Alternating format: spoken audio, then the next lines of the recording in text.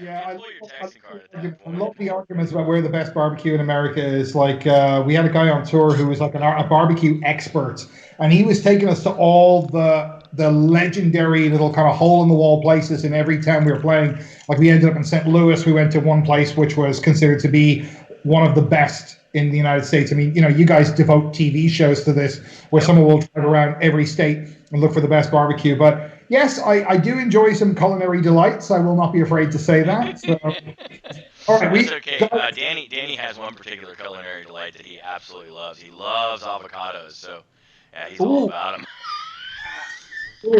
I No. He hates them.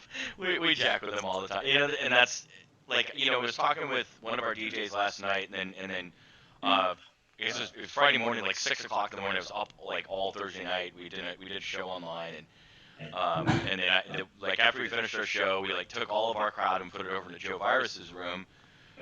Unbeknownst to me, Joe was actually not doing a show at the time. He was testing out stuff with his stream because he's been having issues. So I had to be on up to 6 o'clock in the morning with him working on stuff with that. And there's a whole bunch of people in there, and somebody was like sitting there, and they were like, "This is really kind of impressive that somebody that's doing a competing show is in here with Joe, with you, Joe, helping out."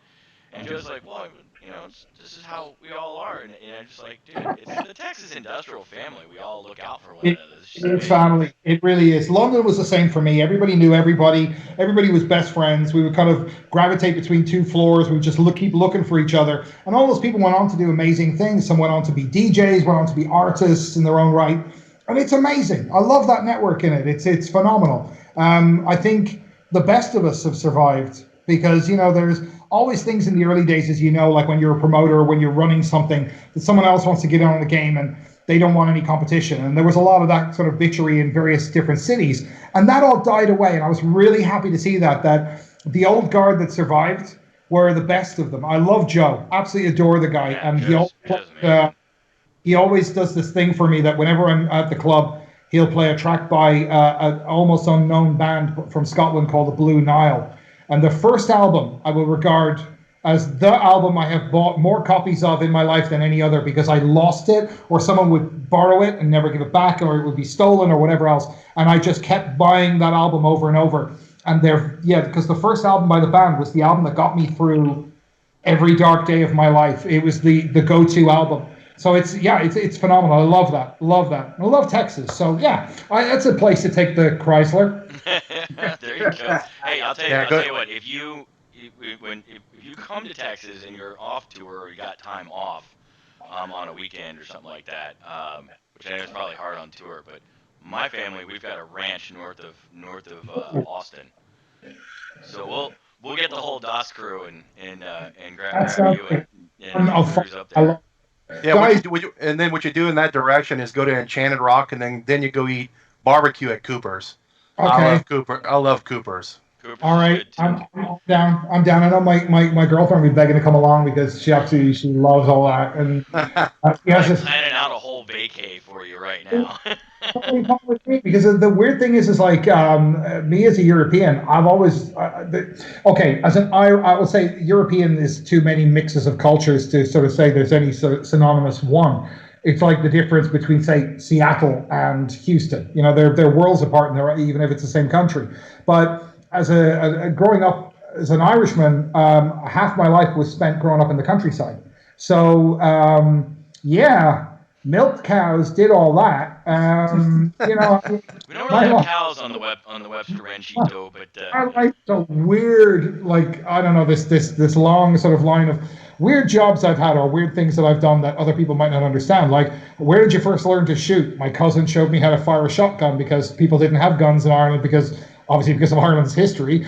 And like, the first time I went to the South, I kind of felt an instant connection. And I've always had this very, very soft spot. As a lot of Europeans, they love the Southern accent. They just adore it. And you're not necessarily the South. You're the South Central kind of thing. yeah. So I know Texans love to distinguish themselves, and they say, no, we're not Georgia and Alabama. We're Texas, and there's Oklahoma above us, and it's a whole different stretch of the country. We're kind of our own state, you know. Yeah, We're we're kind of our own country here in Texas. We just are part of that United States thing. That's something funny. When we went to the Amphi Festival there in Cologne back in 2013, we were there with other people from the U.S. as well, from California and New York. And it's funny because me and the wife, when we would go to restaurants, people would ask where you're from. And we would say Texas, not the U.S., but Texas. And we were treated differently than the people that were from New York and California.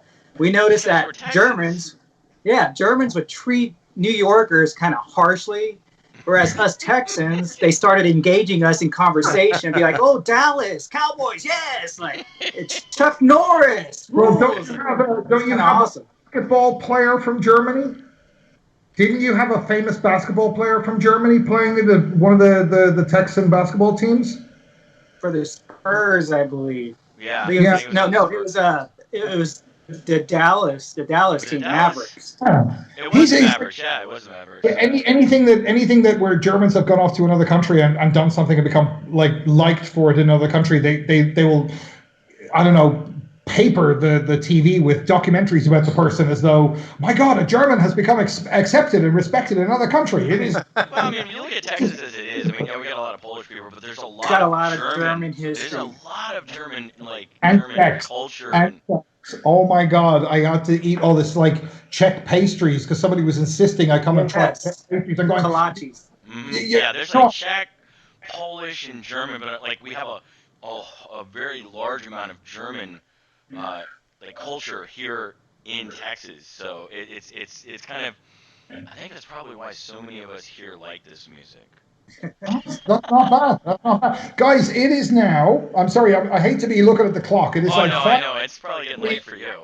And we could talk for days, and I know that. We're going to have to roll through some questions. Yeah. Well, I mean, like I said, this is always, for us, we kind of look at this as more kind of a hangout thing. So. Love it.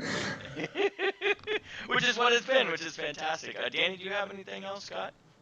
Yeah, I got a quick question. So I'm always a fan of album covers. I like receiving a physical copy, having it in my hand. It's kind of like an art masterpiece. I see a serious Art Deco influence in your stuff. Is that something you're really into, is the old Art Deco? I was a fan of the American 30s has been an incredibly big influence on my life because it was an explosion in creativity. Aside from all the bad things that were going on in the country, it was the explosion in creativity where you took art movements that were happening in Europe and just ran with it and created a whole look for the country in the municipal buildings and some of the most beautiful architecture styles and what have you, and just being leading the world in graphic design. I've always been a fan of, say, Art Deco, but the movement that I absolutely adore is what's known as Streamline Moderne, where you got these white sort of curved-edged houses and buildings and what have you. And the American, I guess what it would have been called the American Imperial design of the 30s. And I absolutely adore that. I remember when I was when I was in Dallas, I think I was driving around with Joe or somebody else. I can't remember who it was. And they were driving me somewhere and I said, I need to stop here. And it was the old Power and Light building because it's this insanely beautiful Art Deco building. And I love getting the chance when I'm out on tour to see all these things because those that do survive are for me, they're a work of art. People look at, say, France or Germany, they have their architectural style from, say, the 17 or 1800s, which was their thing, or the British in, the 1800s or whatever else. For me, this kind of American sort of middle of the 1910s up to the sort of the end of the 30s through into the 40s, this sort of architectural style was your look that should be preserved for time, that people will look back on in 200 years and go, wow, that's incredible. But there's just something about that look, and it's the graphic art of the time has been a heavy influence for me in so many ways. I think I veered away from that with Matter and Form. Although that cover, when people ask me, why'd you do something so simple? And I went, right, well, I'm going to tell you 13 hidden messages in the cover. A cover for me is never a cover. A cover is Praise the Fallen. I needed this kind of memorial-esque image. And my friend Yarrow, a Polish friend of mine, had photographs of various monuments in Warsaw.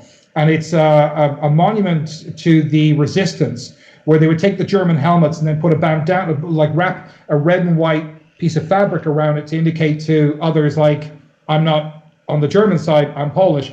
Obviously, the problem with wearing a red and white sort of piece of bandage around your helmet makes you a very easy target. But the monument is beautiful because the person's face just evokes an incredible sense of like the agony, which reminds the people of, you know, what they had to go through in order to claim the country as to what they have today.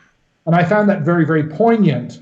But yes, every cover for me is a piece of work where I think a great deal about it, and I have a specific message in my mind of what I want to do. That's an interview in itself, and I've done. I did an interview with a graphic design publication where the person who was running the interview had been inspired by the cover of Future Perfect to get into graphic design, and then since became this award-winning graphic designer.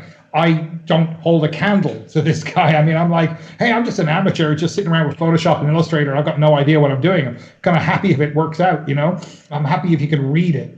He was asking why I'd done certain things on certain albums, and it was really liberating to be able to say no cover was without a very, very special message behind it. But I think with Automatic, because this, I mean, I'm in a big vintage scene. You can probably see from my Skype profile icon, that is me in a 1930s suit with a fedora. I have a huge, this is another side to my life. I have this, obviously I drive a 48 Chrysler when I'm in the US. I drive a 38 Nash over here when I'm sort of swanning around and having a bit of fun. But I've always been into vintage things. I've always been into like the swing scene and what have you. And the foxtrot scene, I dance, believe it or not. I dance, yeah, there you go. And I go to these events where nobody knows me. Everybody's dressed up to the nines in like white tie or wearing, say, their 30s best. And everyone is being very, very polite and talking with one another as they would have in the day.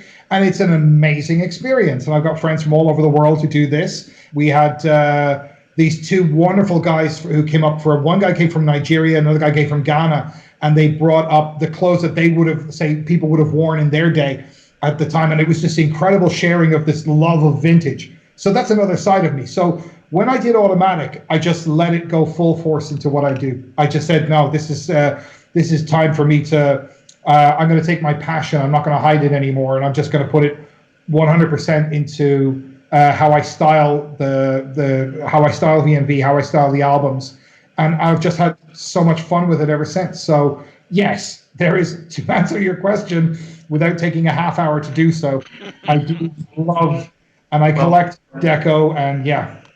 So so in wrapping up, and this one can actually be as simple to make it a good mystery question, a simple yes or no actually, if we want, just to have a little fun with it. But I'm curious. You've hinted, of course, everybody knows you have so many influences in music, and over the years in interviews, you've hinted that if you ever did a side project, it would be with the music that's very different than VNV, that doesn't fit VNV. Do you expect to do that at some point of a different project with music completely different? Well, let's see. Things that I've done. I sang Nemesis with a hardcore band, with a progressive hardcore band in Hamburg who did a cover version of Nemesis that was just insane in their rehearsal room, which I absolutely loved. It was one of the greatest experiences. I wanted to do, with an old school punk band here in Hamburg, I wanted to do a video where we basically played Chrome, but old school punk style.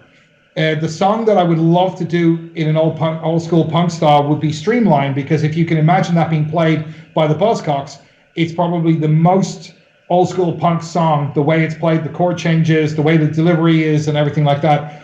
Which one do we do with ska? Oh, I could. Space and Time. Oh my God. Actually, well, When Is the Future is actually is kind of like half reggae, kind of going into ska. I used to kind of like slow walk, doing a bit of my, I don't know, Rankin Roger kind of like stroll across the stage during When Is the Future. And I don't think anyone really noticed that I'd kind of hidden a ska beat in the track. There are so many things, honestly, there are so many things that I do musically with friends for fun. When we were on the Gothic Cruise, I did the piano version on one of the Gothic Cruise visits I did the piano version of Resonance with for them with the guy who plays piano for me, a guy called Shimon, a wonderful Polish piano player, incredible. I mean, the man is an astounding talent. And at the end of it, we played jazz numbers. I sang "I'll Be Seeing You" I heard about things that. like that. Yeah. And I've done I've done a couple of other Cole Porter songs and Irving Berlin songs and stuff like that. And that would be a possibility. I've just never really gotten around to it. I keep saying that these things I would love to do, but there's a myth about me that I can put some fact behind. Back in the Power Noise days, I did a Power Noise album under another name because I didn't want people to look at it as though this were VNV. I didn't want them to equate the two or form any connection. I wanted them to hear it in its own right. And to this day, no one knows which album it was and who I was. And I will. Wow, that's awesome. It will go with me. Ones you're like, I'm taking that to the grave.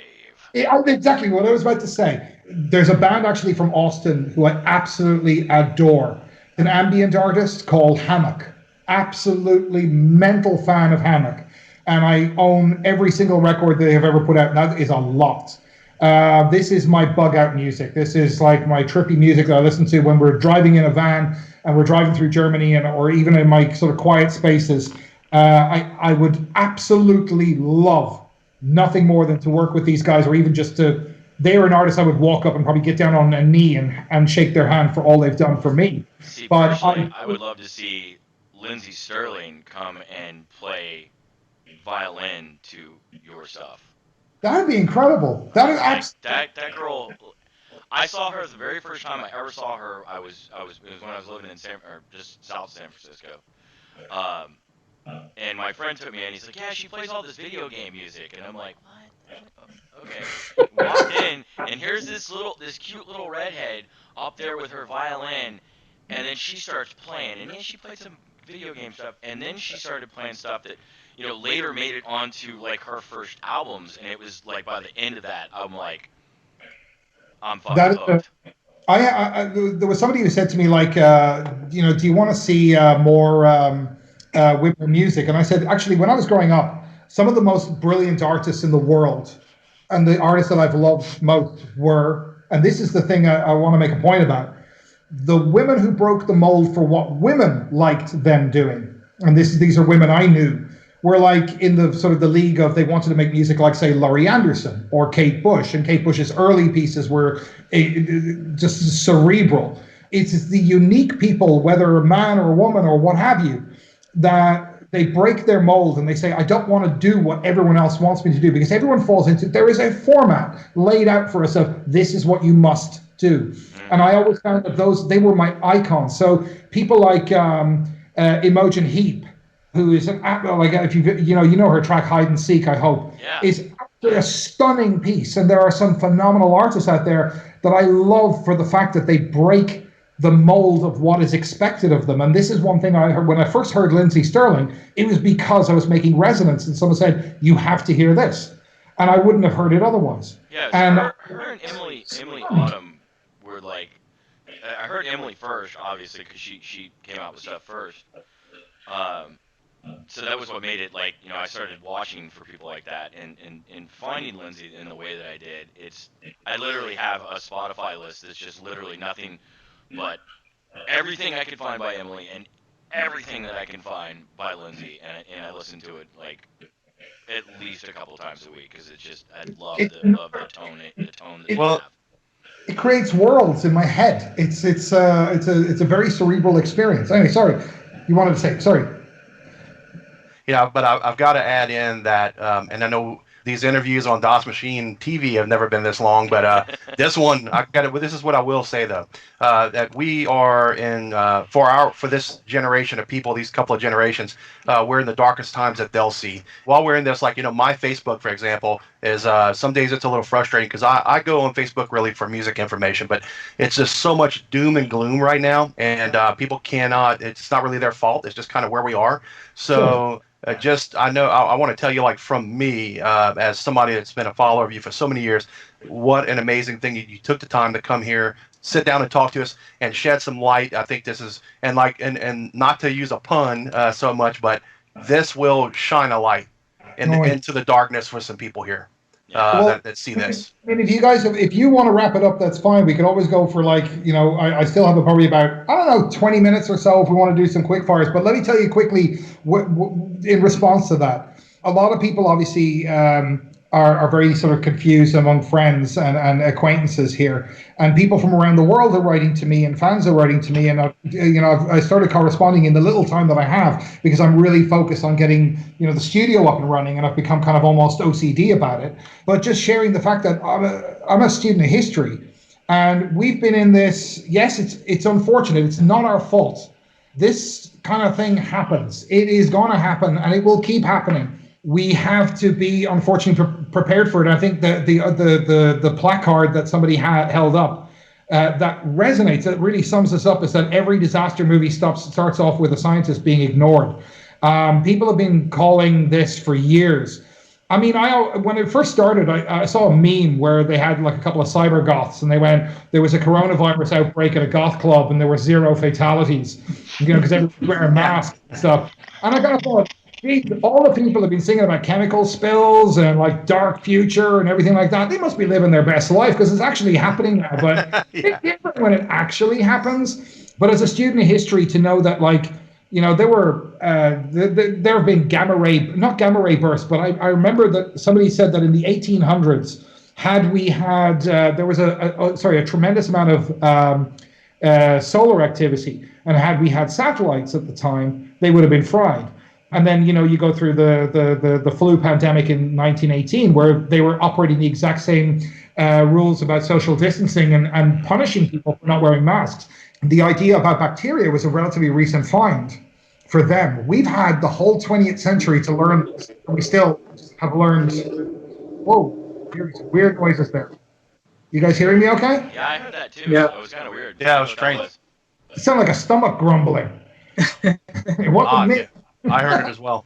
But what I would say is, look, guys, we've only really been in this for about a month and a half, and we have, the tenacity of human beings is that we will somehow overcome. We will. We have to. What we need to guard against, obviously, is the breakdown of social order.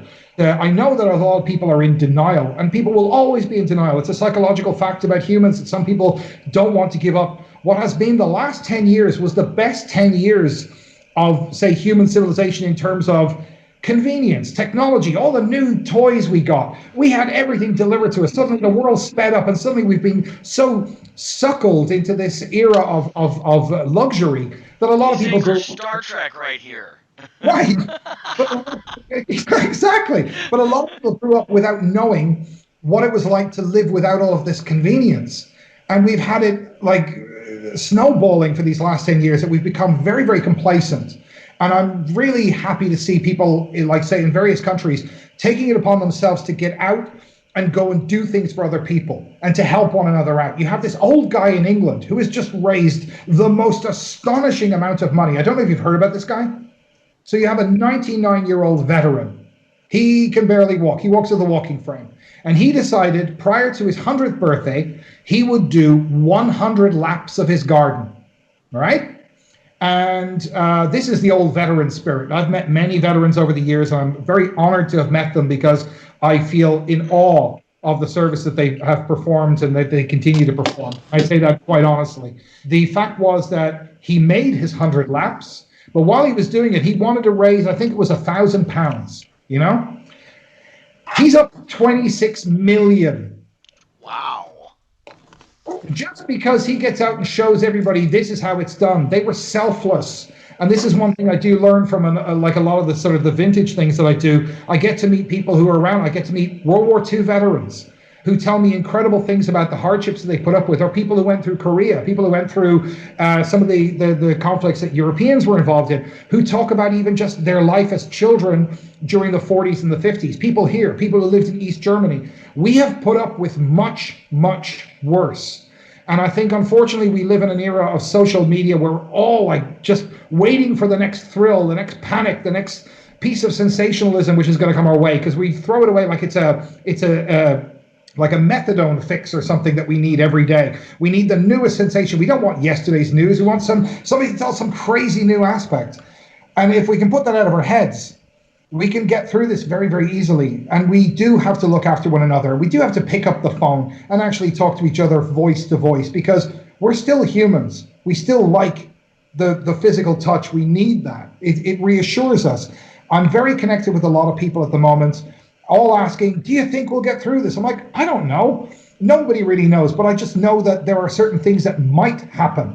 So we can anticipate those, so we can deal with those. We don't all have to become preppers, because it's a very narcissistic, selfish view, but we can actually look after one another. That's how we run out of all the toilet paper. Yeah.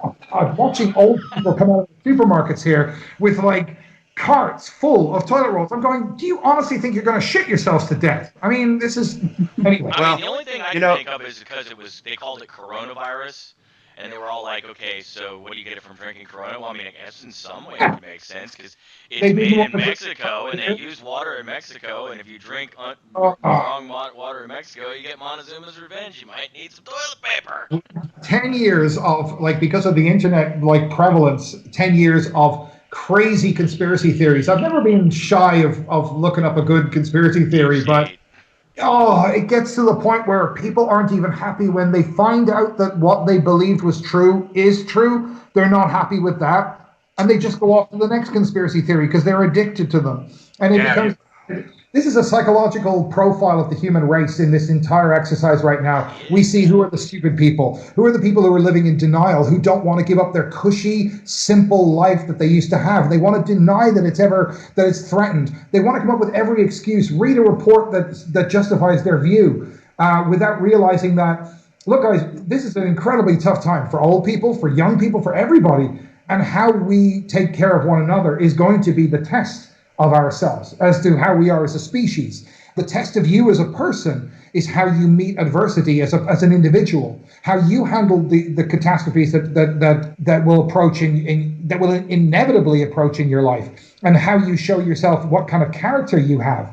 I'm just very, very, like, when people ask me, like, oh, it's terrible what's going on and people are stealing this, we all focus so terribly on the negative. There is so much positive going on. There are so many amazing things going on. There are so many people doing incredible acts of selflessness. Not to mention we realize through this who actually makes sure that everything runs. It's all of those people on minimum wage and less who are making sure that everything ticks along. And I take my hat off to all of them.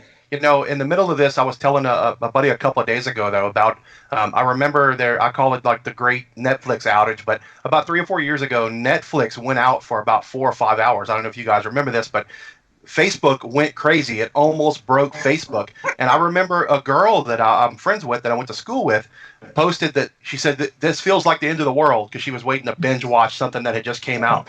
So this is, and look, and so I tell you, I typed up a big long thing, and then I backspaced over all of it, and I just said, my recommendation. Everybody was, of course, cheering her along in this misery of that, and so I chimed in and said, look, I'm going to do you a favor here, and what you need to do is read Viktor Frankl's Man's Search for Meaning.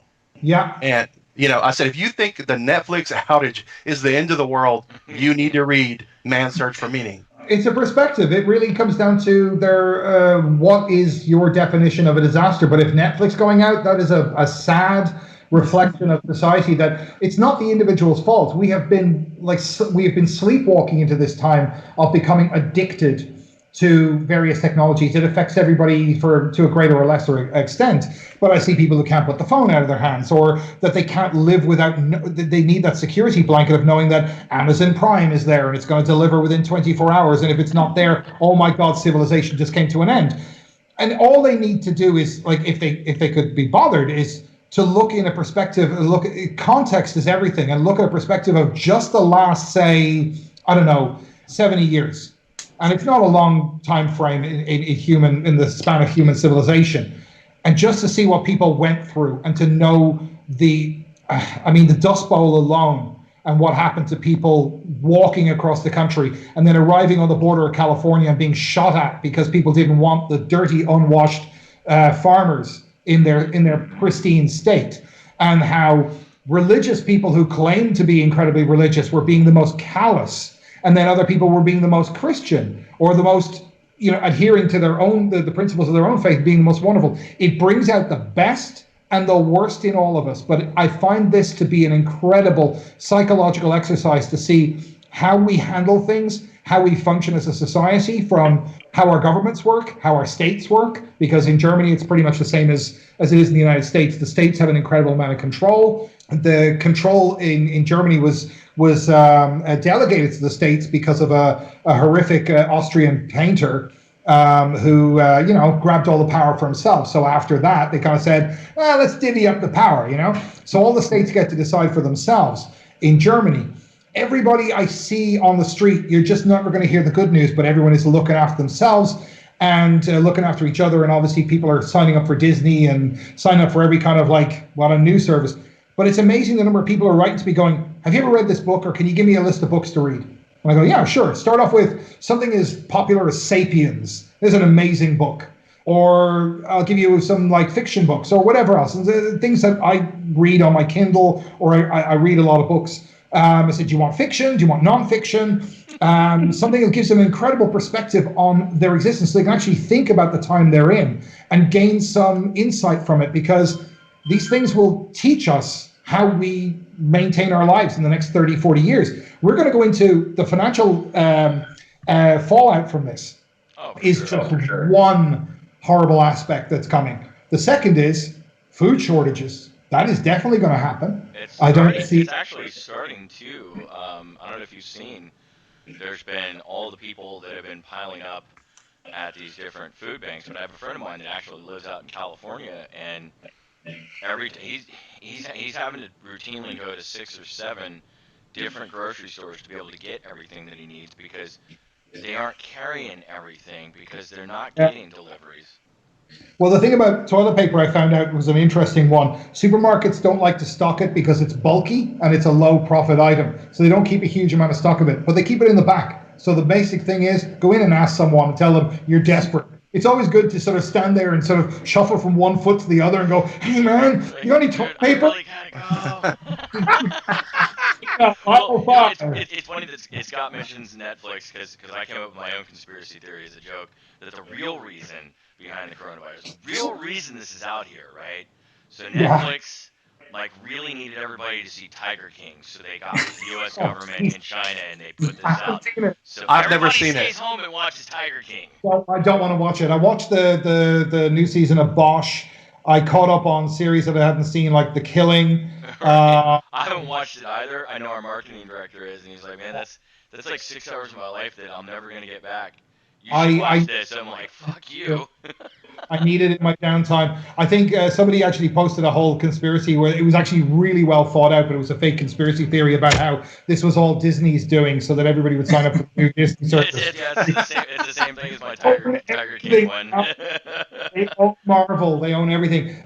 Look, life is not going to be the same as it was. I mean, we only got used to this lifestyle in the last, say, 10, 15 years anyway. Mm-hmm. So there are going to be vast changes to our lifestyle after this. What I will say is that Mother Earth is really, it's healing itself. It really is. I mean, seeing air. all these different pictures. I saw some aerial pictures of some of the rivers here in Texas, even. You can see all the stuff in the other parts of the world, but some of the rivers here in Texas that have been for, as long as I can remember, just brown, right?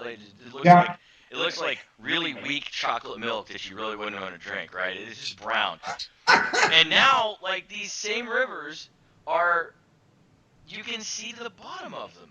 The air here is clearer than I have. They did an air analysis, and they said the air here in the city right now is as clean as it was in the countryside when they were doing their samples back then in the 50s, and saying that it's amazing how fast Mother Nature can regenerate and can actually heal things.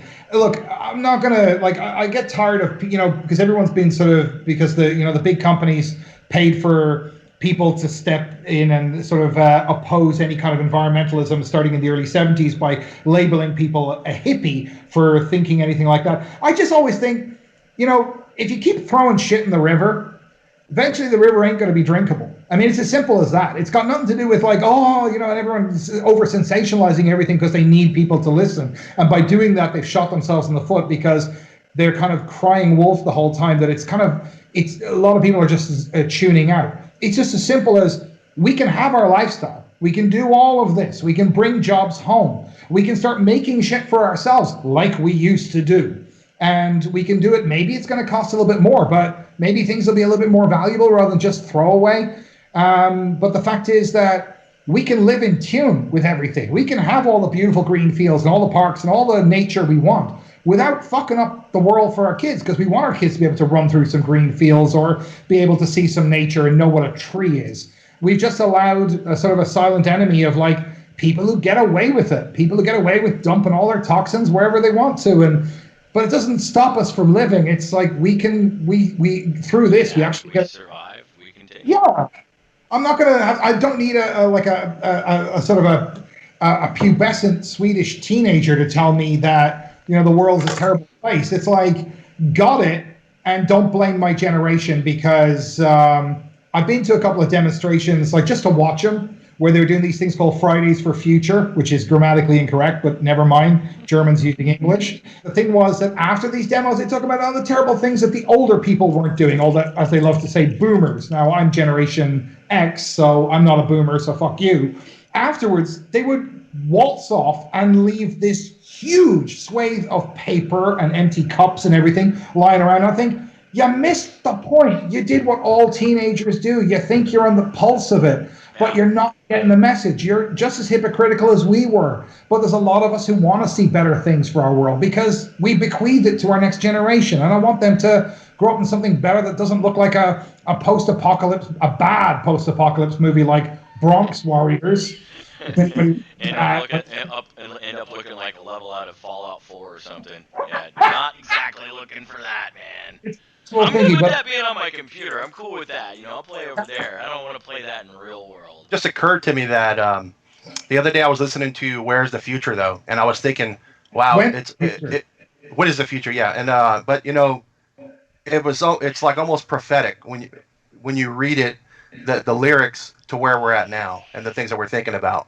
I found it weird when I wrote Judgment. I sat there, and I hate saying, not I told you so, but it's just something I wrote to myself. You know how to explain it in interviews, but I was saying what I viewed our world would be in a number of years, that we would start fighting over diminishing resources, that states would operate horrible propaganda campaigns against each other rather than fighting each other face to face. They would do it the sneaky way, and everybody would like pepper each other with disinformation and what have you.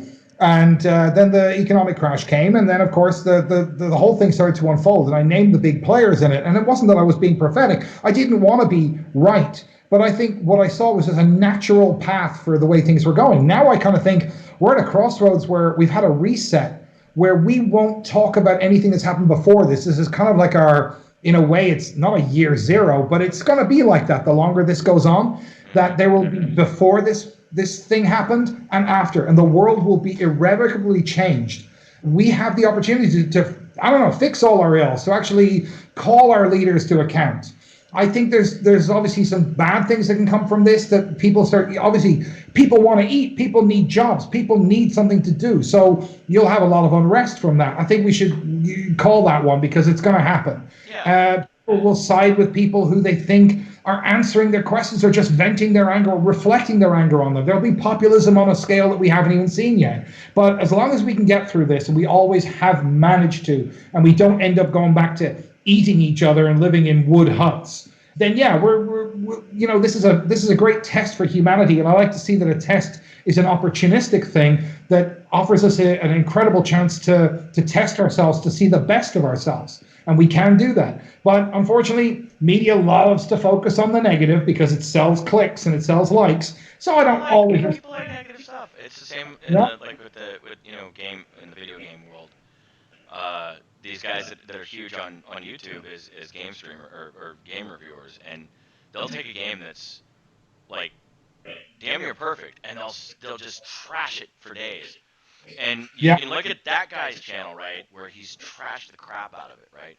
Then you go over to this other guy's channel who's actually praised it for the thing of amazing work and creative design, in forward thinking and in design that it is, and he'll have like a quarter, if even that, of the guy that was like, that thing's a bunch of garbage, and I kind of really look at it like, I mean, it's cool Yeah. that you say this, because this is the way that I've been thinking about it. This is a chance for us as not as like countries, but as a species to kind of, we have a chance to hit the reset button. Yeah, we do. Let's do it. Let's just hit the fucking reset button and start over. I hope we all get to meet up in a couple of years and look back on this and laugh about it, or hope that things went well. I see there's a lot of positive happening, a lot of good changes. Let's hope they stick. But what I wanted to finish up on one little positive note, since this is an interview with me, and I just have to be VNV Nation. So I've built a new studio, right? So I've been writing an album for the last, say, 6 months in my head, as I always do, and I write down notes and I sing melodies into my phone and what have you. I'm looking at an album for the end of the year. Awesome. Y'all heard it here first, I think. Yeah, actually, this is kind of a premiere because I haven't really said this to anyone else. But, your friend was asking when are we coming back to the US? As soon as humanly possible. I think there are a lot of changes in the entertainment business in the US, more so than here, where all of the big agencies and the big, the ticket agencies and the booking agencies and then the agencies who own all the clubs have all kind of sort of ganged together, and they want to change the rules of the game, which is going to make it very, very hard for artists that aren't guaranteed to make a huge income for them, because they're going to want to recoup their losses. It all ends up being capitalism and sort of like share price rather than this is about entertainment. I think it's got to, for a lot of the alternative industry, it's going to have to move back to local promoters if people have those, those funds to put on shows, because I can't. Yeah, it's I'm playing numbers. It falls in neatly into that plan. I mean, I loved, we played in Austin, we played at Elysium, and I absolutely loved the show. Yeah, you and I were hanging out with John after the last show here last year, which I had to go in the bathroom at the other venue and do all this because I pretty much cried the whole time, oh my god. No. It's good. It was good. It was happy tears. There's some sad tears. It's all it was all those range of emotions. It's one of the reasons that I think so many of us love what you do. It resonates with so many of us with the way that you sing it, the words themselves and the instruments. Words are hard. Instrumentation. Can I ask? I was over hanging out with you after. Can I ask each of you a question? Yeah. All right. So starting with you, do you have a favorite VNV song other than Airships? That's a hard one for me to answer because, again, so much of what you have done at different points in my life, different songs that you have written have affected me, and it's hard for me to pinpoint just one song. Think of one at the top of your head that you particularly like. I mean, I know it's cliche, but Beloved still to this day is one of those ones that every time I listen to it, it just gets me every time. Yeah, it's so emotional. Let's do all three of us here too. I'm gonna get to this. The thing was, I wanted to take the opportunity in case anybody wanted to know what I was thinking when I wrote this. Beloved for me was partially based on a short story, but I used the song like I use a lot of the songs as metaphors. And when somebody asked what it was about, and I said, well, what do you feel when you hear it? Do you feel these words say words that you cannot find in yourself to say? Is this what you want to say to someone? Is this how you want to feel about somebody? Something that goes beyond love. I think the philosophers refer to it as agape, which is like the highest form of love. Do you find this is something deep in your heart that you want to be so connected to somebody that you feel that, across spans of time, I know it sounds a bit wanky, but anyway, that you're sound like Gary Oldman in Dracula across spans of time. There should be sort of howling wind in the background when I say that, but I needed it at the time. Yeah, I needed it at the time to kind of make a statement to myself that when people say to me, this is how they would want to feel about somebody or how they do feel about somebody, I say, well, then this song is in that respect about you, because it is about the person who would feel that, who would use these words. And I was using it as a statement to myself about this is this is a side of me. This is part of who I am. This is how deeply I feel about things, and how the amount of emotion that wells within me, that if I, at the time, if I do meet someone, this is how I would want to describe my relationship with them. This is a reflection of me as a person. This is how much passion is in my heart. Obviously, that's the kind of like coming on a bit too intense and a bit too heavy when you meet a girl in the club, like, right.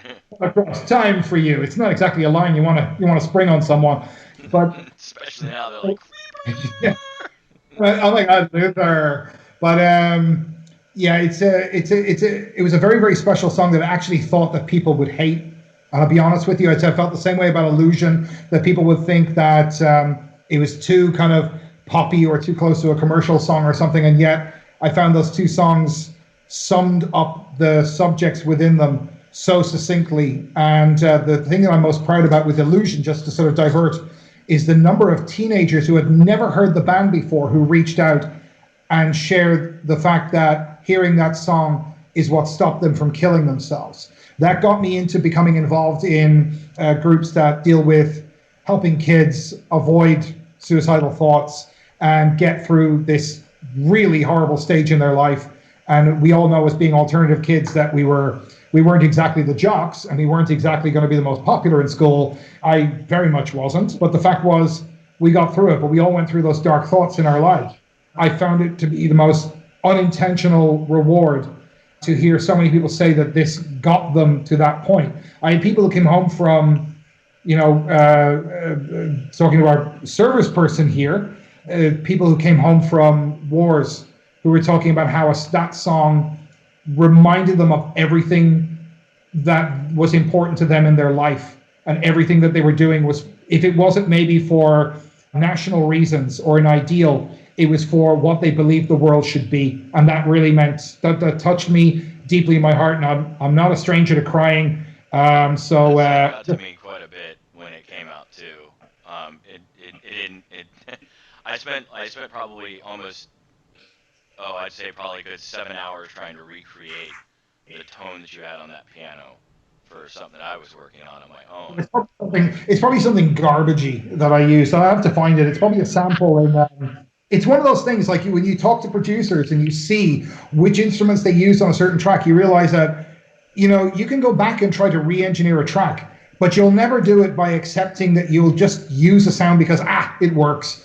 Drop it through a really heavy compressor and it does the thing. It's, you make compromises, or you make it based upon what you think sounds cool to you at the time without your knowledge. But somebody who has a ton of experience, it's like, I'll give you a great example. I had some carpenters trying to build a piece of IKEA furniture for me. They can't do it. They can't. It's outside of the realm of their ability, because they can't approach something so simple that's just thrown together like that, because this is meant for dumbos who can just, put something like that together in a second. Me. The point is that, like, I can't go back and re-engineer those tracks. I know more than I knew then, and I can't go back and do that. Anyway, I just wanted to ask you that, because if there was an opportunity that you had a favorite song, or a specific song you want to know a meaning behind, then I'd take the opportunity to tell you. Somebody else. Danny. All right, mine would be Tomorrow Never Comes and Genesis. Those are two of my favorites right there. Genesis would take me far too long to answer. Tomorrow Never Comes was kind of like, it was a sarcastic disco song, and it used this kind of like 70s electro disco bass line, but it was my disdain with how we were plummeting towards, again, not just a war footing, but almost like fighting like petty little tribes of like almost on a, what's the William Golding book, Lord of the Flies, where children left on a desert island end up becoming tribes and fighting one another. But we were going to reduce ourselves to the dust. And it's just it was a theme of mine, a worry of mine at the time, that we were concentrating far too much on being so macho. So many countries were, and all countries were involved in it. Everybody, there's no one country you can point a finger at. Everybody is complicit in this. But they were getting off so much on this. And I kind of thought, well, there's a lot more to being human than just, throwing rocks at each other. It's fine to defend ourselves and to put up a stance and say, we're ready if anyone comes at us. I think everyone should be prepared. Otherwise you end up being the weak kid in the playground who gets picked on all the time. But the fact was, it was almost delivered in a very sarcastic tone, the way I delivered the lyrics. And I loved using the line like your face on the cover of a loaded magazine as kind of like a word play. That was a great, that was always a great one right there. And these little things sort of pop out, but yeah, it's like I would like to see the better side of us. I would like to see that through adversity we actually learn something about ourselves. One of the things about that album, and the cover actually relates to it, was that you have this monument which my friend Michał Karz, another Polish guy, put together for me. And there's two versions of it. One is the cover, and one is the inside picture where you see it in the middle of a desert landscape. And then off in the distance, there's the ruin of a city. And I thought, one of the things I noticed a lot of in London when I lived there was that there are all these monuments that they put up to whatever war, whether it was the Crimean War or World War I or whatever they've done. They put up a monument to somebody. And I thought, we always, after we've done our worst and we've let out the blood and we've gone through our kind of rage, we put up all these monuments as an intention of we should never do this again. And it's like a nice sort of platitude to ourselves. But I thought, wouldn't it be terribly ironic if the only thing left of our civilization when aliens finally come here and look at our world is a monument we erected to that there should be no more war? Or that in the aftermath of something, we put up one of these monuments, and the fact is that we've just reduced ourselves to dust. And that was the whole meaning behind that cover. So that's how the song kind of related to it. Now, somebody else got a song. I've got two. So for me, it's going to be my perspective of being a club DJ, same as Darren. Darren and I talked about this before, because actually I'm going to do a DJ set coming out of this piece here, and I'm going to play Beloved, because it's just the most emotional dance floor song that I've ever played in 30 years of turning out dance floors. Wow. So that's been answered, but Always brings a ton of people to the floor. Yes. And I'm gonna every time. now the headspace question would be that from your perspective, the most emotional song for me. I lost a pet of over 10 years, and when I lost that pet, I buried him, and then sat at my computer and scrolled through a hard drive with 250,000 songs on it, and tried to find the emotions in a song. I'm going to try not to get emotional here, but right. so the song I played was From My Hands. Oh God! I always wondered. I know in my head. I knew you were going to go there. Yeah, so I just sat for hours. I cannot hear that song. I thought I would name the demon, and I would lance that pain in me with that song, so I would be able to get it out, deal with it.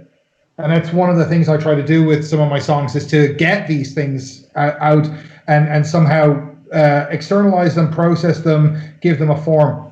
From My Hands has got to be, for me, the one song I will never be able to perform live, because I will last about 30 seconds. It was in honor of a very dear departed friend, and it was also my fear of losing somebody else very dear to me. I think, in retrospect, it's funny with these songs. You go back and listen to them years later, and you realize what you were really saying in it, and what else you might have been saying in it.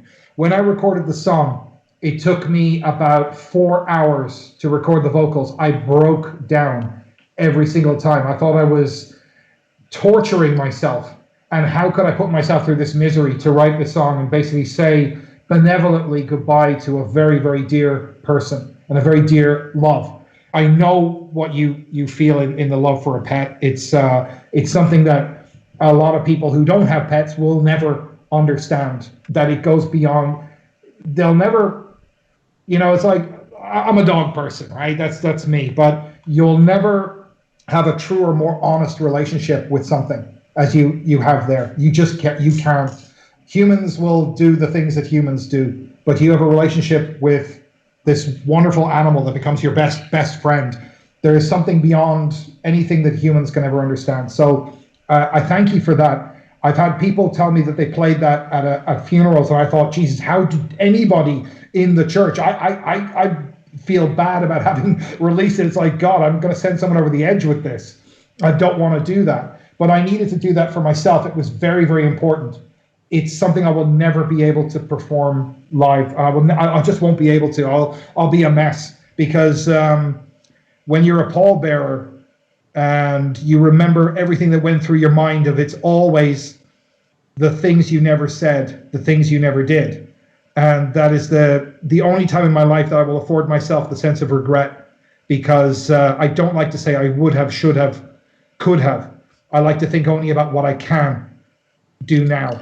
And it's always from this point on and looking forward, and like we can learn from what we've experienced and use it as a tool for ourselves in the future. But yeah, that's a pain that will never leave me, and it's become a part of me, and it's part of my character. It's funny you mentioned beloved as well, because one of the things that people ask is, well, what is the meaning behind, say, the chorus? And I say, well, the metaphor of the song is somebody who's left abandoned or left departed from the person, parted from the person that they have this incredibly strong bond to, and it comes to a point that they live their whole life in a kind of a bitterness, feeling that that person was ripped from them in their life. And the message in it is that it is a waste of a life to live it in pain. It is a waste of a life to live it in regret, because the person finally comes to the realization that they should be thankful for the time that they had and not for the time they didn't, and not like resent the world and the universe for not having had time with that person, and being thankful for it, realizing that they can look forward to seeing that person again. I do strongly believe in an afterlife. Whatever, there may be atheists listening to this or whatever, but I have my own incredible catalog of experiences which left me in no doubt that I believe that there is something beyond this. I look forward to seeing the people that I've lost over the years. I look forward to seeing them again. I don't believe this is the end. I never will. I don't think anybody listening to VNV Nation's music should be in any doubt about that there is this sense that there is something otherworldly in what I sing, that there's sort of half in this world and half without. I think existence is an incredibly beautiful thing we're gifted with, and too many of us waste it and spoil it.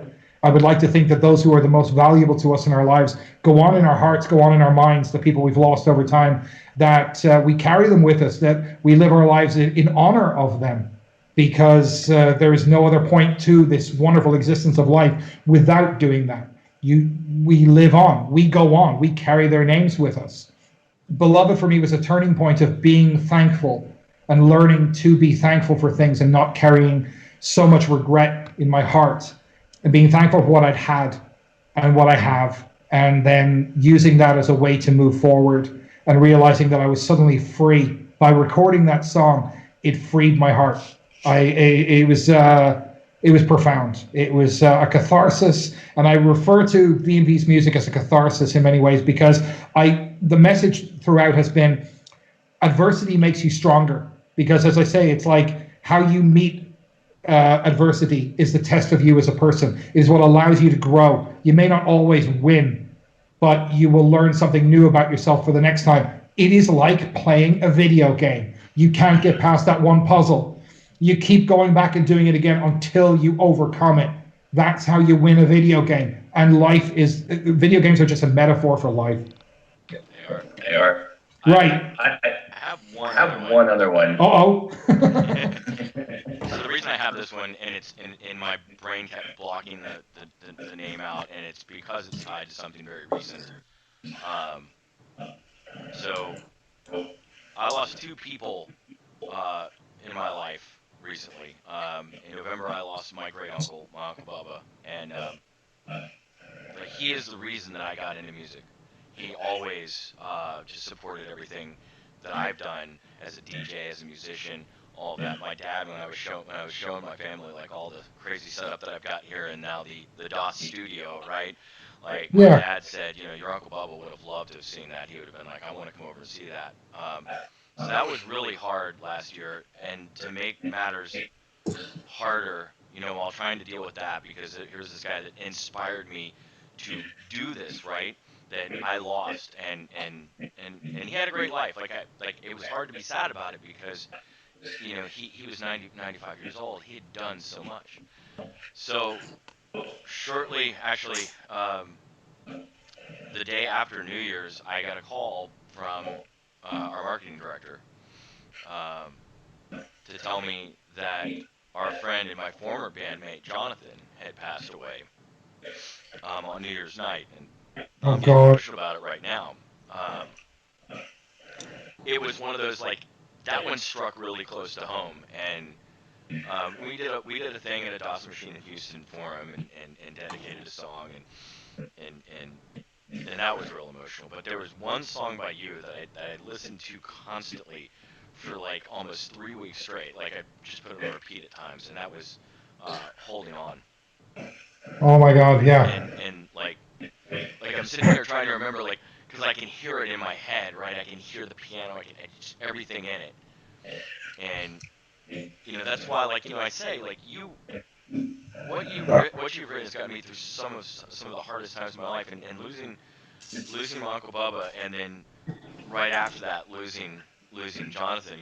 Like, I mean, we were getting ready to put our old band Face Theory back together. We got everybody together so we could do this, and it just literally just like that, and it still hurts. But your song, Holding On, just It's Yeah, I think that you mentioned earlier about about From My Hands, about pushing somebody over the edge, and I think like what I went through and like what Darren went through is that it's what I always, when people ask me about dark music and the music I play, and there's so much misconception of it, and I explain to them that this music, even though it embraces that, but what it does is, instead of pushing us over the ledge, it pulls us back. yeah. It brings us back. I agree with that. I just worry that there's somebody in a place that is at the wrong moment, hearing a song at the wrong time. There are people who've found incredible inspiration to change their lives. And I say, I didn't do that. I was just the song that happened to be there at the moment when, or like other bands, that their song was there at that moment that you needed it to put your head in the right space and make you realize, gain a new perspective, just that moment of revelation, and to change your course, and to go on and realize that you can be stronger, that you can be better. I try to pass that to people. There's enough people who want to know that, who come and talk to me, and I will always have time for that, to talk to people about their personal experiences, because that matters so deeply to me, that somebody would honor me, humble me, to share the deepest emotions of their life, and know that a song that I wrote had given words, given form to how they were feeling about that moment in their life. Some of them, there are people who are close to me have seen some of the emails, and they ask, how do I deal with that? I'm going to get very emotional right now, because I think about, there's a lot of people who've expressed pain that I wouldn't want anybody, not my worst enemy, to go through. And I find it sometimes very difficult to know what to say back to people who've encountered things that I can't even imagine how heart-wrenching, how destructive these events will have been in their lives. But I'm incredibly humbled that they reached out to me as a human to express that, to share that. It matters more to me than I can ever truly say, and it sounds like a tired old, he's just saying that because he has to. I read all the letters, I read all of the emails. When I have to catch up, I'll go back through them in a row, and I have seen things people write to me that have made me laugh, and others that have just turned me into a quivering wreck, where I've tried to console, I've tried to say the right things, and hope that I have.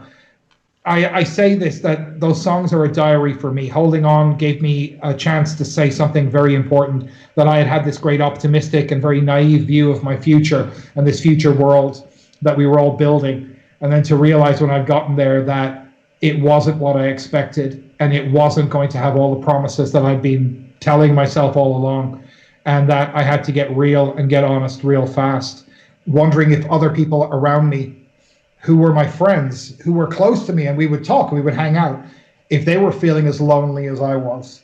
And here I was doing concerts in front of all these people and feeling like the loneliest person in the room, because I didn't feel that connection. And what overcame that was these moments of connection, with people who would come to me. I mean, the story I've told many times is everybody has their own way of saying it. Some people have better vocabulary or better, say, speaking skills. I had a guy walk up to me who just like the toughest guy in the room. I would not fuck with this guy for all the money in the world. And he walked up and he looked at me with this kind of, he'd had a youth of hard knocks. You could see it in his face. You know it when you meet those people that they've been through the ringer. And he, in his own way, he walked up to someone else and went, which guy wrote Forsaken? They were like, that guy over there. And they were like, uh-huh. It looked like he was going to walk over and pound me into the floor for having written it, you know? Stop doing wussy songs or something like that. I don't know, whatever. And more honor. So he walked over to me and I think with about 5 words, he just looked at me as the toughest guy who couldn't vocalize his emotion because that's how he'd been brought up and that's who he was. And he had to, live that. And he said, my dad died. Not a good relationship. Affected me a lot, but made me who I am. And when he died, that song, and he said it in less words than I'm saying right now. I'm kind of paraphrasing. Yeah, that song said it. Thanks. And then just turned around and walked off. And it was the most profound moment because in the space of like the smallest number of words, with his face, with his eyes, with his whole like stance, I read everything that he wanted to say, and it blew my mind. I mean, Well, the VNV had always been something special between me and John as well. I mean, when you guys played there in 2007, we were out there with our band Phase Theory. We were out there, and that was the first time that I met you. So he called me up at work and goes, "Hey, dude, guess what?" And I'm like, "What?" He's like, "I bought VNV tickets." I'm like, "Oh, dude." He goes, "I bought tickets. I bought 2 pair. You want to go?" I'm like, duh. And so like we got there, right, and I walked out there. There was like the smoking area, right, and I remember walking out there to go light up a smoke, and I look over and I see this bald guy standing there, and then it dawns on me that it's you. Yeah, Michael Chiklis stand-in. That's me. Right. Like I ran back inside. I'm like, John. And he's like, what? I'm like, Ronan's outside. We gotta go. And he's like, did you talk to him? I'm like, Yeah, but no, I didn't. I came to get you. Come on. And we came out. We talked to you for a minute, and it was. It's hard for me to say, talk to me like a normal person because that's how I live my normal life. That's how I live my life. That's why I find it so refreshing to be in, say, the vintage scene or in a couple of other scenes or other places I go to where nobody knows me from Adam. Is I don't need to be known. I don't want to. I just want to have normal conversations with people. So just talk to me like a normal person. I know that's not always possible. You get guys who like walk up and they've got that rather sort of pushy, psychologically abusive girlfriend is like, go on, talk to him, go on, say something. And there's this poor little kind of weasel of a guy who's standing there, and there was one guy who wet his pants because, and I'm like trying to tell him, like, dude, just step aside, let's get away from your rather pushy girlfriend who thinks she's Betty Page.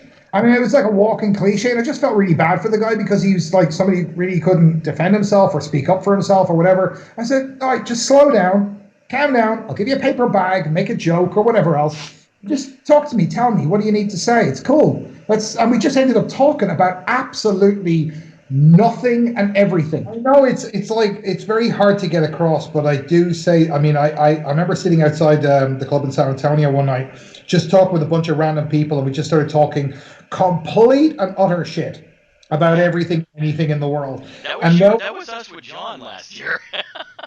Those are the funniest conversations. They're the best. That's why I love Elysium, because like here I am back in a grassroots kind of club. This is awesome.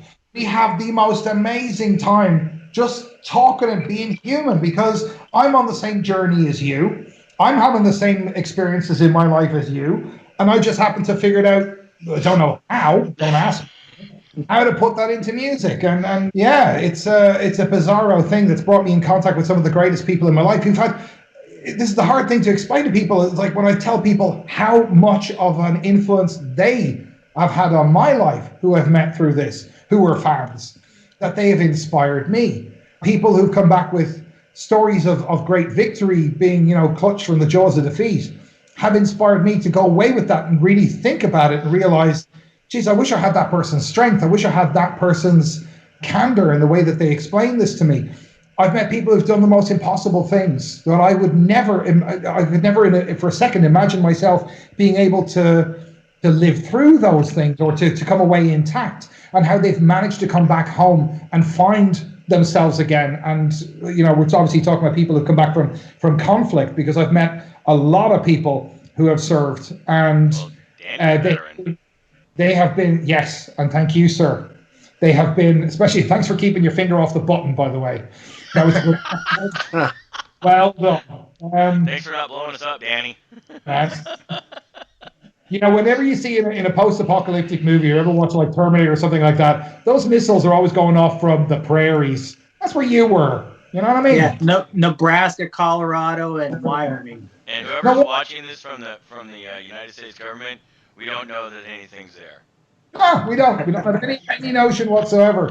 All I know is that it's just nice, big, endless fields, and that's all I need to know about it. Thank you very much. But look, I love what you do, and I'm sorry I have to call this to a close, but it's almost 11, and it's 11 o'clock in the evening here. I don't want to be showing up with like big rings in my eyes, look, going, "Oh man, are you okay?" Like, yeah, man, it's just Texans. We have a tendency. Well, that actually works. I was getting ready to try and wrap us around to wrapping up.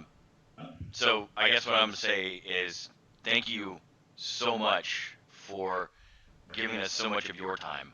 God, loved it. I loved it. It's an honor to be able to have you on our show and to talk about like the stuff that we talked about. Like, I mean, talking with the guys before, I'm like, that's this and that's this, and this has turned into like a million times better than I had even had it in my head of what we were going to do. And so I really do appreciate you being here. I was expecting like, what's your favorite color? And if you were a Taylor Swift song, which song would you be? I think with us it'd be more like, if you were a Ministry song, what song would you be? I'll just add to in closing that as music's carried me through a lot through the years and years that I've been playing music, but I have to say that your music has definitely made my life better. So I thank you for that. No, thank you. It's like it's just a voice in the forest if no one hears it, and the fact that it's impacted people and had the effect on them as it has. I can't put it into words. It's very hard to. I put on a facade sometimes because I really don't know how to vocalize it, but it is the most humbling experience, and I'm just very, very grateful in this life to be able to share my thoughts, my perspectives, my philosophies, the things that I've gone through or things that my friends have gone through, and be able to share that with people and have it impact their lives in such a positive way. That is a remarkable thing. I'm so grateful for it. And gentlemen, it has been an absolute honor for me to be in your company this evening. I know everyone's looking at a bad picture of me, or the test card, or the emergency broadcast network with my face photoshopped into it or something like that. But not that bad of a Photoshop person. No. I think people actually respect it more when it's really badly done. Well, hey, there's always worse though, is that you got poor Xavier who constantly has people say, the guy like VNV Nation. Yeah. So he's through a conflict. He's like a really good friend of ours. Danny, you got anything you want to add before I close this up here? No, I just want to thank you, Ronan, for being part of this and with us. And we're looking forward to seeing you in Houston again. I know last time me and Scott were together when you came through the last time.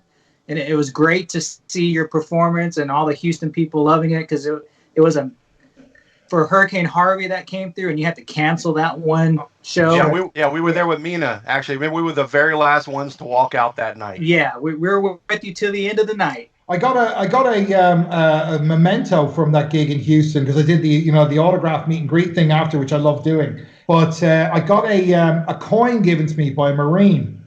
I saw her give it to you. We watched. Oh my God! I have a picture. I took a picture of her giving it to you. If you know me, I have boxes of mementos that I dig out every now and again, every time I move.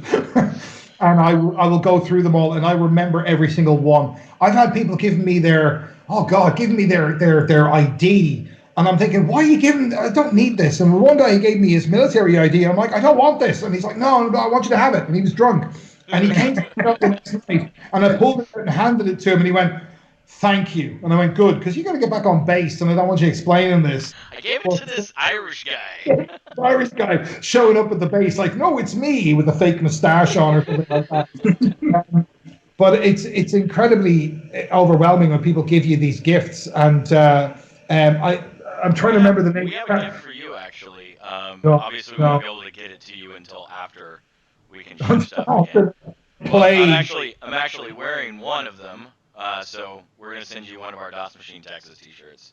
Awesome. We'll coordinate that via email, Skype, and what have you. But listen, right. It's been a pleasure. I wish you a wonderful, wonderful day and a wonderful weekend. Stay safe, stay healthy, look after your friends, look after everybody, and yeah, we'll see. We'll meet again sooner. I hope than later. All right, there we go. All right, DOS Machine Online. That was the man, Mr. Ronan Harris of VNV Nation. We're gonna get back to the music now with Scott Durand. And Scott, you got a little something that you're gonna drop, right? Yeah, we're doing Beloved. All right, we're gonna get back to the music now. Thank you again, Ronan. We'll see you guys later.